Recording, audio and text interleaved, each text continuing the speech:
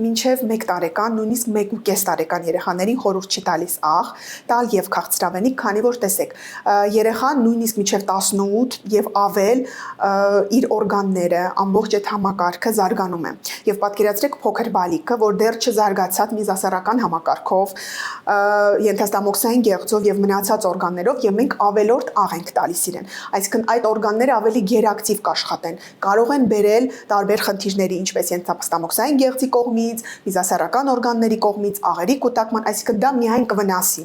Եվ իսկ քաղցրի հետ կապված, տեսեք ինչու է դա վնասակար, քանի որ այսպես ասած դոմինանտա է ստեղծվում երեխայի ուղեղում եւ ինքը անընդհատ ուզում է քաղցր ուտել։ Երեխաները ավելի վատ կքնեն, ավելի անուշադիր կլինեն, այդ բոլորը միանշանակ